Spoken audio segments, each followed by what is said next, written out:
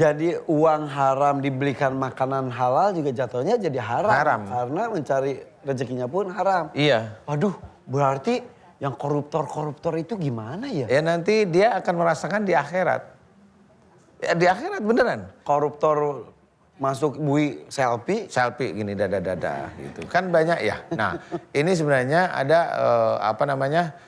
yang kita ketahui bahwa uang yang nanti akan dimakan oleh dia dari hasil korupsi.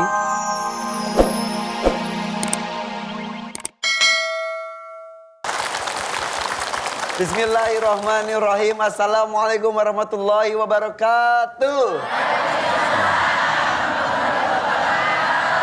Bersama saya Irfan Hakim, bersama dengan Ustadz Danu yang saya hormati, saya cintai, saya rindukan. Kita berdua insya Allah selalu hadir di MNC TV. Di acara Siraman Kolbu, Sejukkan Hati. Boleh tepuk tangan Ibu. Ini yang putih-putih datang dari Cirebon, betul. Sehat semuanya. Ada yang datang dari Indramayu juga mana? Indramayu, terima kasih oleh-oleh mangganya. Dari mana lagi? Oh itu dari Cirebon. Ternyata oleh-oleh itu bukan dari Indramayu tapi dari Cirebon.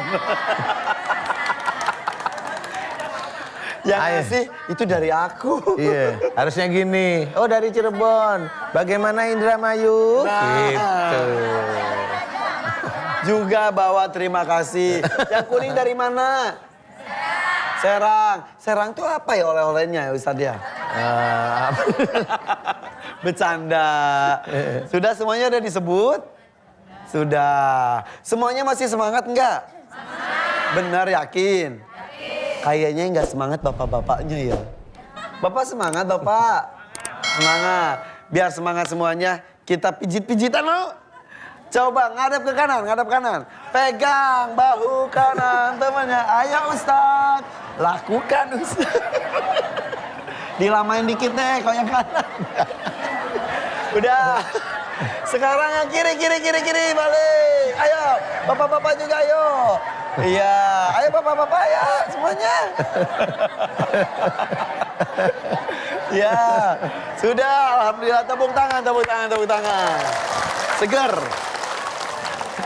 Selain jadi nggak ngantuk, jadi seger, jadinya juga kenal dengan sebelah. Bukan berarti majelis taklimnya beda, seragamnya beda, terus duduknya gini.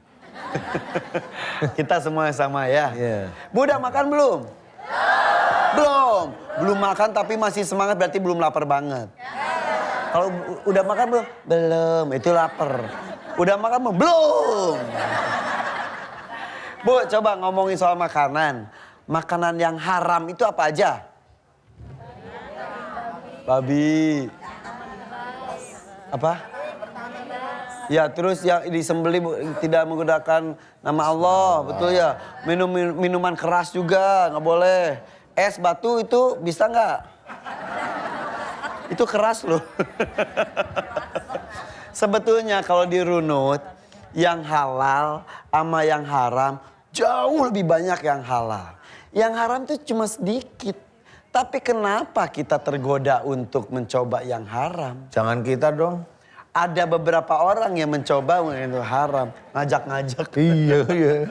Padahal bahwa makanan haram itu berbahaya.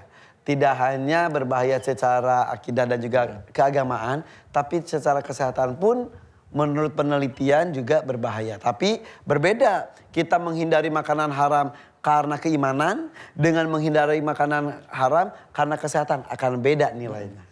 Silakan Ustaz, kita materinya adalah bahaya makanan haram. Ya. Bismillahirrahmanirrahim. Assalamualaikum warahmatullahi wabarakatuh. Waalaikumsalam.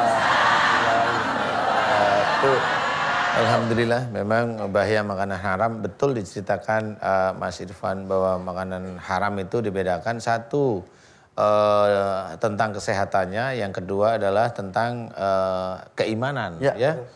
Kalau memang keimanan kita langsung pada Allah Ta'ala, kita tidak mau. Ya, contoh umpamanya kayak makan darah, ya. Kemudian binatang disembelih bukan atas nama Allah. Atau babi dengan cacing pitanya. Babi dengan cacing pitanya boleh ya. Jadi intinya adalah kalau umpamanya dilihat dari sisi akidah memang tidak boleh, udahlah kita nggak usah. Memang babi dibolehkan dalam kondisi darurat. darurat tidak ada daging sama sekali dan ini orang mau meninggal, orang mau mati nih, ada babi lewat. Nah, itu boleh dimakan, masih boleh. Itu kalau tidak ada makanan lagi. Kalau tidak ada makanan sama sekali. Nah, itu baru boleh bagi seorang muslim. Tapi kalau kita hidup di zaman sekarang nggak ada adanya ayam, ikan itu ya. Masa masih nyari yang haram? masih nyari yang haram juga. Kata orang sih katanya tuh di sono tuh B2 tuh enak katanya. Sebutannya B2 ya? Iya B2 katanya. Nah jangan tergiur seperti itu. Kalau boleh saya cerita, orang-orang yang makanan-makanan haram itu kelihatan di tubuhnya kalau saya diizinkan oleh Allah Ta'ala tahu. Jadi makanan-makanan haram itu bukan bentuk dagingnya, tapi adalah dari bentuk sisi cari rezekinya. Jadi nggak cuma makanan dari sisi barangnya, babi, bukan dari sisi barangnya darah, ya. Bukan hanya dari sisi tidak disembelih tidak atas nama Allah, tidak. Tetapi di sisi cari uangnya. Jadi uang haram dibelikan makanan halal juga jatuhnya jadi haram. Haram. Karena mencari rezekinya pun haram. Iya. Waduh, berarti yang koruptor-koruptor itu gimana ya? Ya nanti dia akan merasakan di akhirat. Ya di akhirat beneran. Koruptor masuk bui selfie. Selfie gini dada-dada gitu. Kan banyak ya. Nah ini sebenarnya ada yang kita ketahui bahwa uang yang nanti akan dimakan oleh dia dari hasil korupsi, dari hasil menipu, dari hasil fitnah, dari hasil macam-macam itu. Ini uang nih, itu dimakan kita haram. Jadi kalau saya boleh cerita, di dalam tubuh seseorang ada titik-titik merah. Itu titik-titik itulah nanti yang akan dia rasakan di akhirat. Nanti pada waktu di akhirat itulah yang akan jadi logam panas yang dicurahkan ke tubuhnya. Nah inilah yang harus kita ketahui bahwasanya bahaya makanan haram itu bukan di bentuknya tetapi dicari. Salah satunya ada cari uangnya. Jadi kalau mamanya mohon maaf ibu-ibu, biasanya kan ibu-ibu kalau ada tetangganya punya ini pengen, akhirnya suami yang kelimpungan, bingung, ini nggak punya uang, akhirnya suami cari-carinya nggak bagus, akhirnya kita sebagai ibu-ibu itu nanti akan menjadikan suami kita itu mencari sesuatu yang dilarang oleh agama. Dan ikut bertanggung jawab harusnya. Ikut bertanggung jawab besok di akhirat. Nah ini harus hati-hati, benar-benar harus hati-hati. Jadi makanan haram itu akan kelihatan di tubuh.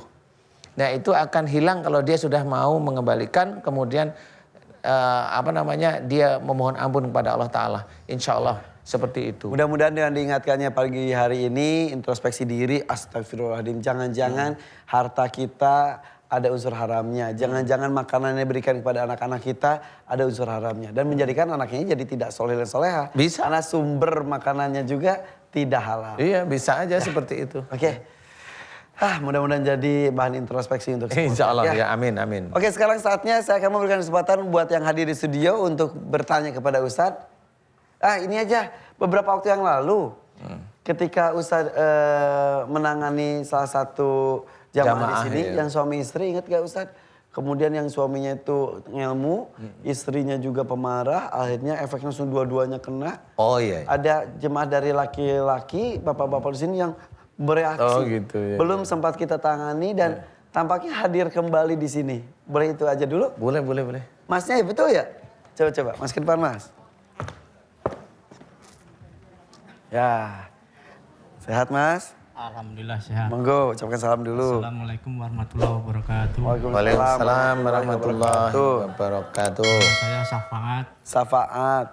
Safaat. dari Kebumen. Agak begini Mas. Ya. Pas Ustadz lagi nanganin jamaah di sini. Ya. Masnya sadar nggak gitu-gitu Mas? Ya setengah sadar setengah enggak pasti. Iya. Ya. Sering seperti itu? Enggak, baru kali ini aja. Iya. Iya. Coba bisa diceritakan Terus selama ini. Keadaan saya kesini pengen minta tolong ke Pak Ustadz ya. Mungkin selama ini saya punya ilmu atau apa yang kurang ya Di jalan menurut agama kurang baik ya. Saya minta tolong untuk dikeluarin. Ya karena dulu saya waktu masih sekolah ya pengen punya ilmu apa gitu kan, ya ikutan aja. Apa dulu?